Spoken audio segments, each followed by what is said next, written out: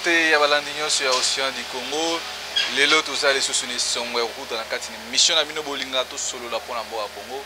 Boyebi eza moko ya mobundeli ya mboka na kombo ya les résistants Bruno Mimbenga oyo boye tozali lelo pona kosola na chaîne na biso na chaîne na bino na chaîne na bango na chaîne ya biso baso oyo tolingaka eza chaîne ya libération ya mboka Congo ndenge toza koloba awa bitumba na biso tobundaka yango pona ba valeur pour que non to libérer biso mboka to libérer mboka na biso na kati ya occupation ndenge toyebi makambo oyo tobandaki koloba yango depuis kala lobby ba résista bandeko biso ya lamuka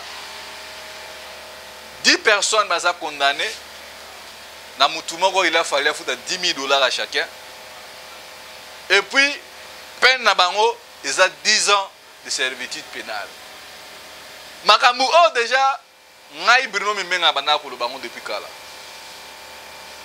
tout ça l'attention parce que batu oyo boye bazo linga ba fragiliser biso il faut tout ça la bloc to bunda pour que non batu oyo boye ba recevoir biso te parce que na bisa bino banda kala awa boye na chaîne ya libération ba policier oyo tozana bango na Congo awa ba policier wana ndele lo bomoni ba otuka bandeko na biso awa na kati ya lamuka bangaki bango samedi lobi jijeme salemi lundi lobi na butu bandeko na biso na bazana makala eza façon ya ko fragiliser lutte ya libération ya Congo mwana mboka eza passe tant déjà to moni ba komi ko fragiliser bitumba o siko to mitu na to bundana banana to éviter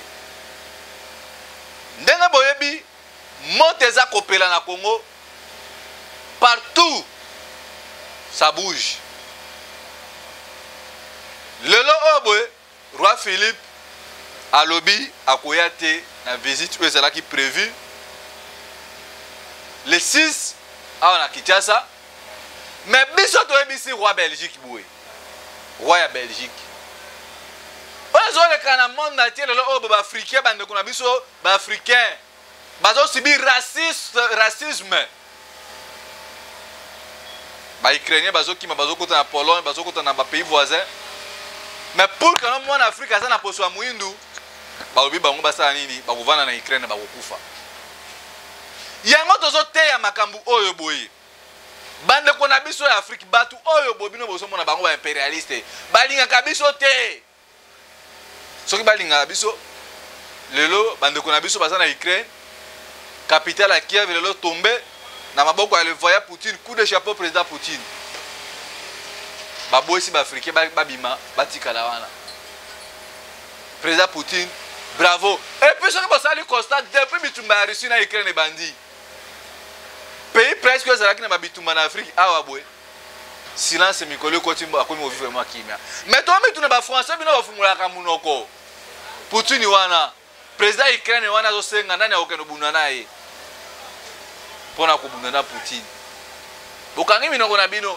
mais so zalaki awa boy bongaki botinda ba soda na bino ba groupe armé na bino belé na ba kombo belé wono Boko Haram o nini bokana ko bunda na Ukraine ya ngwana lelo onde to loba ville tombée capitale acteur Ukraine tombée coup de chapeau vieux Poutine l'Afrique est derrière vous parce que yo oyaka pe ko bunda na biso ba africain tango ba ndoki oyo ba impérialiste bana ko imposer biso bon moni lelo oyo autant organisation atlantique des outre-mer babi ba kotinda ba soldate yo mutu oyo zo continuer ko sala alliance non na ba européen au moins président ukrainien ba uti ko pese mu Congo été ya biso été ya yo pour que o changer façon na matumboli ozo luka déjà pa ba congolais lokwa ne ko le kate yango na mona Congo biso toza na sensibilisation roi ya Belgique aya tête ko za liboso ambassade ya Belgique vendredi oyo parce que c'est inacceptable roi ya ba Belge oyo babaki pouvoir oyo ya Kinshasa c'est un pouvoir ya moyibi azolinga aya ça tombe bien parce que nemo o animele voyage na biso to koya pe ko oya kana pe kutu lisusu te parce que to mona loko moko ta malonga oyo boy roi ya Belge akoya usana na Congo par ku yiba ku piller richesse ya mwana biso et puis bino bandeko na bino ya bandeko oyo ya IDPS ba biso bazaka ba Rwandais ba biso ba Congolais basa mélange na 2010 tango roi ya ba Belge linga ya na 51 to traiter Kabila ba kombo nyonso Mais le lot oyo boye bino na pouvoir na bino illégitime bozolo bakeno il faut royal coup de chapeau d'autant abisika au royal Belgique oya mais pour na biso déjà et ça déjà victoire mais victoire na to condamné tina suka parce que ba condition à biso ba congolais ils a respecté tant to zo boye makambu oyo boye avec raison parce que soki totali symbole ya Belgique on a bien aussi homonium soki nini wana biloko wana eza constitué ba matière première na biso eza repesé une affaire à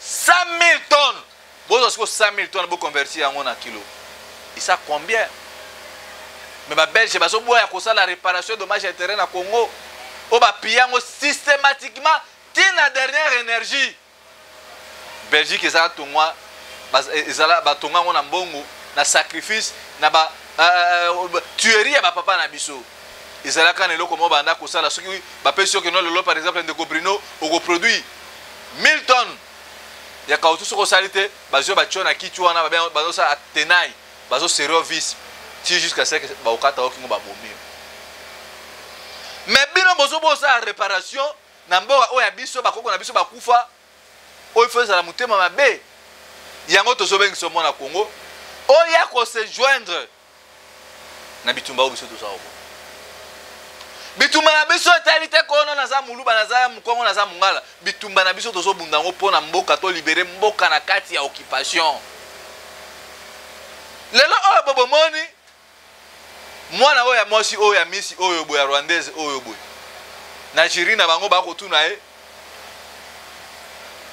armée congolaise ba bien ka onini akoloba FDLR eza insulte tina ba bato aboy ba ko mako secteur biso yo mwana Congo tango ko mona biloko aboy il faut travailler spirit na yo mettre la distraction ba ko mabino makambo ya Russie makambo ya Ukraine on s'en fout de makambo ya Ukraine biso to sala makambo mboka na biso batu na batu bazo bunda pona mboka na bango les Ukrainiens bazo bunda botala tina ba misi ya Ukraine bazo basimi minduki mais yo bazo benga yo simba mundu to bunda na banyangala kata ba banyamulenge ba Rwanda oyo boye yo vandi ozo tiaka choko o tiaka ba beauté tongo la muki na po ko mela masanga mais exemple la souvre ya mwana na Ukraine mwana mosi ya Rwanda zo ba ko tuna bano l'armée congolaise c'est FDLR n'est-ce pas aux insultes ba maman na biso ba na Congo ya basi boza wapi maman aussi azo tele mazo kende na ba descente sur terrain tozo bundela bango ba Bruno Mibenga tozo tia vie na biso en danger pona mboka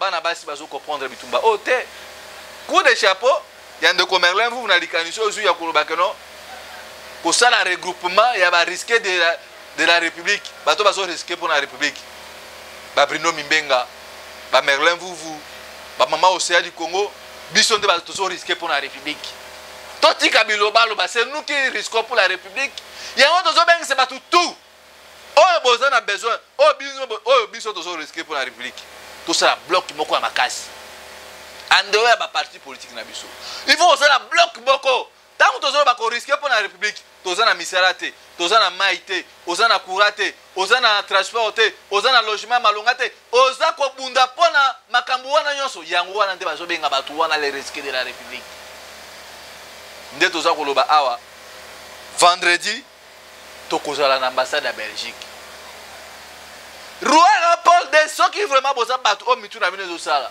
batu ali boso na rapport mapping Louis Michel votre ambassadeur des affaires étrangères aza cité na kati ya makambo wana otomona kama ndeko na biso bakena kosala cité liboso ya ONU na MONUSCO pour na makambo ya rapport mapping mais bandeko na biso bazolekisaka ta na bango inutilement na kati ya rapport mapping bakombo ya bato beleza na en l'occurrence ministre de la défense kombo neza cité na kati ya rapport mapping tant papa na biso docteur Denis Mukwege prix Nobel de la paix aza koloba rapport ya rapport mapping bandeko boka nsa no rapport mapping wana solution comme on a kana batu o baza parce que ba criminel le même criminel baza na kati ya gouvernement en l'occurrence ministre de la défense monsieur Jean-Pierre même baza cité na kati ya rapport mapping vous croyez que non batu wana ba kotika biloko wana alors bon monaka monsieur Félix alobaka tokosala justice transactionnelle tire le oyo boy justice transactionnelle et comment nango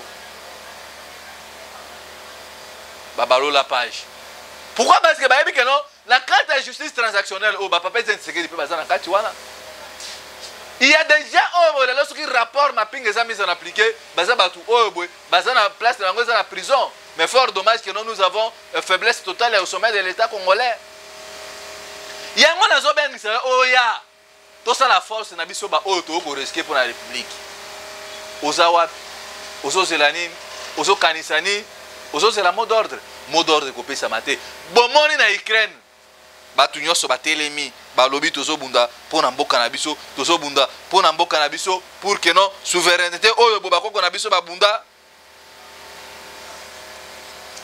ezala respecté la carte de justice transactionnelle wana to mona bitumba Rwanda Uganda Burundi ba pays wana nyonso ze cité na kati ti lelo oyo boy Félix est incapable à appliquer yango parce qu'il y a des sources à pouvoir naé. Louis Michel aza parmi Batouana Belge, les criminels et terroristes. Bana Congo, l'air est grave, totalement. Soulèvement populaire, yango biso tozo benga. Biso ba tozo risqué pour la République. Ozo c'est l'année pour ya oko risqué pour la mboka na. Bon na ti président, asia président ya Ukraine à Telemi a risqué pour la mboka na Simi Munduki. Alors biso na concept ya Congo to c'est l'année. Lelo oyo boye, babomi éducation. Oh, ezala ki toni moi ba ministre ya enseignement primaire. À l'époque tant biso to tanga na ba collège mama obuti pa basango. Sushi bana ko ya misatu. Sushi wana pe to bana ofuta 1500 francs. So baby sika na 1500 wana basani bazu ba pesio okobongisi sushi nao. Mais lelo oyo boye sushi moko pona ba finaliste toni moi batant tozo ba keno régime o eza ba feriste. Banda ko cha biso tembe. Sushi moko komi na 24 000 francs congolais. Donc, si on a ici sous moko, au sommet, na 24 000. Donc, si on a ici 3 fois, donc au sommet, 72 000 francs. Donc, alors, na Kabila, oh, bien, on a ça. Na Félix, na nous le plus dangereux. Bon, tu as la batou, oh, Babilo, oh, tout, batou, on souffrir. Sous chez Zala qui n'a mis 500 francs congolais. Le nom, on a régime à Chile, j'ai loué à Félix. Bah, côté qu'à sous chez 24 000. Ah! Et puis, Bilo, quoi, boué. Yo moi na Congo zo souffrir, ozo trouver un normal. Ils a pas sina mawa. Chers compatriotes, les pays dans l'occupation, tel le long de bazo finga biso pourquoi parce que le peuple congolais a saboté. Bande kona biso bazana mabikili ya poto. Racisme koti partout tina misala. Yango tozo bunda bitumba obo pour que non tozonga totonga oya biso mboka. Tozo sécurité intégrale. Pour la makambo ya mboka na biso. Nous devons cesser à croire que il faut biso moko totel mato bunda to simba minduki to sala guerre na ba Rwandais ba Burundais ba Ougandais pour respect ça nini écoute na relation internationale il faut rapport de force écoute tango bazolo ba oh non ma ponami nini boy mais kaka bango moko baza batu o baza ko se mettre trouble bino bazo prendre ma ponami élection. Bon, depuis que vous avez aventure dans Bango. Oh non, l'élection va gouverner en décembre. Oh non, l'élection va gouverner en avril. Oh non, l'élection va gouverner en mois de mai. Parce que le peuple est boué. La distraction, le peuple est aveuglé à son monaté. Et comme nous avons des problèmes de crise financière. Mais bateau, la crise financière. Mais bateau, déjà un budget à 10 milliards, réserve à 3,5 milliards. Mais Mbongo, l'élection va coûter seulement 1 milliard. Ah! Mais capable d'organiser ma ponami. Nous devons foutre ces gens à côté. Botal à niveau ya batu oyobo. Balali wana te provocation sur provocation. Yo mona Congo zolo kamakambo. Ovani nanda. Mbata un soi-disant professeur. Steven Bikai. Bilombi wana vraiment on a mona ngo. Nzambali misanga pe sanga kanda. Toyebi ba professeur d'université, ba professeur Tebangaza, ba professeur Okey, ba professeur Valiste Bochab, ba professeur Basa Ebele, Mabi Mulumba, ba professeur docteur Denis Bossomi, ba comment ba livre. Quand on dit vous êtes professeur d'université, il faut reconnaître bien ba œuvre, ba livre combien beaucoup comment. Mais bon la mbata akana koloba nini? Il faut réviser la constitution. Tout le monde a pouvoir semi-présidentiel, tout le monde a pouvoir présidentiel. telle ignorance c'est grave. Mais à l'époque, Bochab Evariste, à l'Obaka, il faut pouvoir primo-ministériel. Primo-ministériel, cela veut dire que non, c'est le chef du gouvernement, le premier ministre Ndé Moutouaza qui a assumé à diriger le gouvernement. C'est lui qui applique la vision ou bien les lignes qui élaboré par Mokonzi Amboka. Mais fort dommage que non, on a vu sur Bena Poukadi, Meri. Non, pas question. Joseph Kabila, bien que Rwandais, aya loba que non, système de démocratie automémie, et ça ko profiter na mboka te, to lo ngwana makambo ya démocratie, to kene na développement en mboka. Parce que élection démocratie so coûter biso mbonge belé. Bande ko na biso ya bena puka o ya 10e mairie, oh non to lingité. Lelo o bo makambo Kabila bana ko loba. Kaka yango bina bozo linga bo appliquer. Tango bozo loba que non to appliquer révision constitutionnelle l'article 220. Mais na somi tuna papa oyo bo mbata meli nini alalaki wapi aloti nini pona koya koloba que non il faut pouvoir et on a pouvoir semi-présidentiel et comme na présidentiel. O eza dictature. Et ko simbate professeur Mbata, professeur s'occuper ya toilette publique s'occuper ani. Et là on est aussi mbate. Et ça déjà provocation. Bino bozo luka crise chaos. Bozo mon la place bino moko boza à la base de la crise bozo préparer on ça pour le tabota la conséquence ko ya. Bon lingi bozo ngisa biso na système ezaka système ya deuxième république ya époque azayi ya Mobutu. Donc ti boko mi service to zongi ne parti moko ekolo bo moko parti moko non to zonga siko koyembela kansela le munanga le chilombo mokonze eloko bino bozo luka bozo memba batu ya ngwana meboye bakelo kana bosimba te. Bobanaki liboso Kabila qui vous bloque. FCC se bloqué. Kamere et Koso, le long bolongi bolongwe oh non c'est la constitution. Regardez-moi ça c'est la bestialité ya batu bako kamamboka lelo. Étourdisme le kindelo. La constitution comme ko bloqué bino. Tolo mona mandat à 5 ans, tokoma na pouvoir septentrionnel. Donc 5 ans. Vous croyez que non Félix attend ça 5 ans, 10 ans, 19 ans. Ah ça c'est les compétences. C'est la matérialisme. Mais biloko boko sans les provocations et kosimba te. Ce que tu lobby, tu appliquer démocratie, pouvoir est réparti en 4 pouvoirs. Donc, nous avons 4 pouvoirs. Le pouvoir contrôle les pouvoirs. La présidence, les cours de tribunaux, le gouvernement, et puis 2 chambres basses, Assemblée nationale et Sénat. Mais bien, pour faire disparaître la biloko wana tout. Démocratie ba tout faire en makila. Papa mona que Mbata vous êtes aujourd'hui que la monsieur Félix va problème. Félix a un droit à vie bien qu'il a collaboré au travail pour la Rwandais. Donc boye bango oyana projet mosu ya liboso awa oh non il faut au commissaire Tshisekedi wa Mulumba héros national. Ah! Tela papa wazangi soni azangi mawa donc je ne comprends absolument rien. Comment on a gagné le stade de Marty Kamagnola? Ils ont rappelé déjà les Papa Tshisekedi. Papa Tshisekedi a bomba papa Nabiso papa Kamba. Abomisa papa ya musicien Nabiso papa ya Betty Masikini. Comme ça les gens papa ya Kulutu Nabiso Christophe Muzungu. Bakunda bango vivant. Alors loi wano ya kana ngosuka api. Ils allaient porter disparu. Tu penses que loi na ozo ya na ngwana na Steve Mbikai on va traiter bien ce qui na sous-traiter ce qui sur la wapi bozo ya na loi que non il faut tout changer constitution modifier constitution dans l'article 220. Vous croyez réellement que ça va passer? Peuple congolais doit fumula miso. Batu oyo boy bazo provoquer biso na ba façon tout. C'est fort problème que non Félix Awoki en 2022. Bande ko article 220 le biboy. Selon Mbata n'a habité ce professeur universitaire ce qui est professeur à école secondaire n'a habité. La forme républicaine de l'État, le principe du suffrage universel, la forme représentative du gouvernement, le nombre et la durée du mandat du président de la République, l'indépendance du pouvoir judiciaire. Donc, le pouvoir contrôle le pouvoir. Tous en pouvoir. Présidence de la République, tous en la Cour des tribunaux, tous en l'Assemblée nationale, et puis tous en le gouvernement. C'est comme ça. Mais quand vous avez la mission, vous avez évité. Le pluralisme politique et syndical ne peuvent faire l'objet d'aucune révision constitutionnelle. Tala babiloko bango bazo la biso. Mbata. Mbata. Mbata okozwa mbata ya peuple congolais tika ba proposition ozo ya nango wana.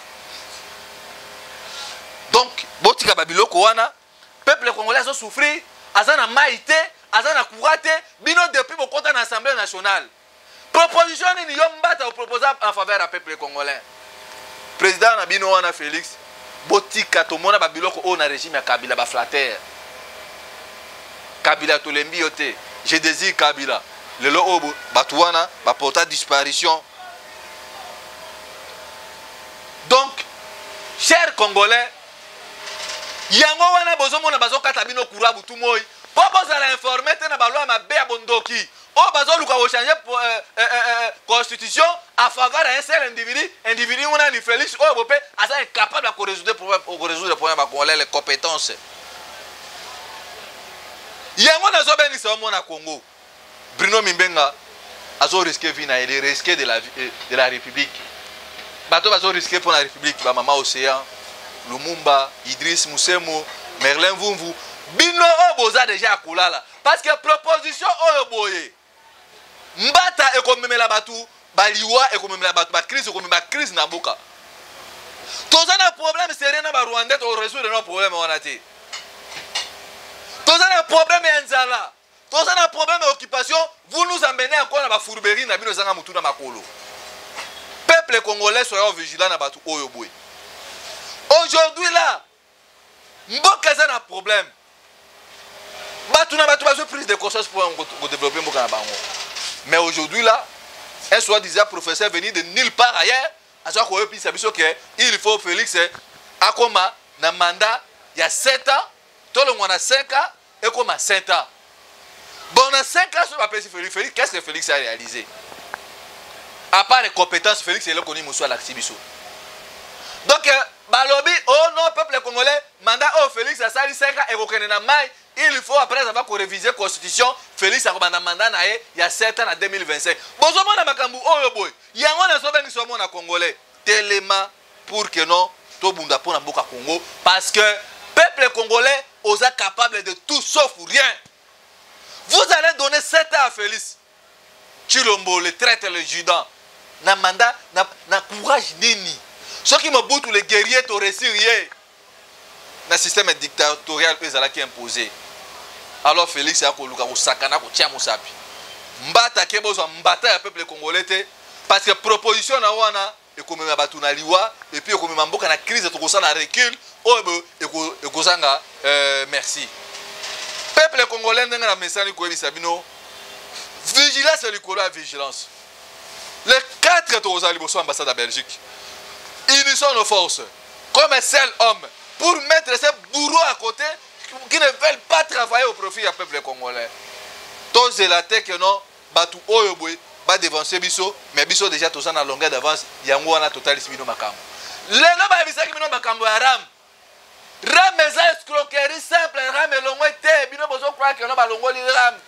Bokomona ram wana ba longoli yango te mais bokomona o c'est a prix ya ba crédit na batu o bateka ba crédit na ba société de télécommunication. Alors ram elongo place ni.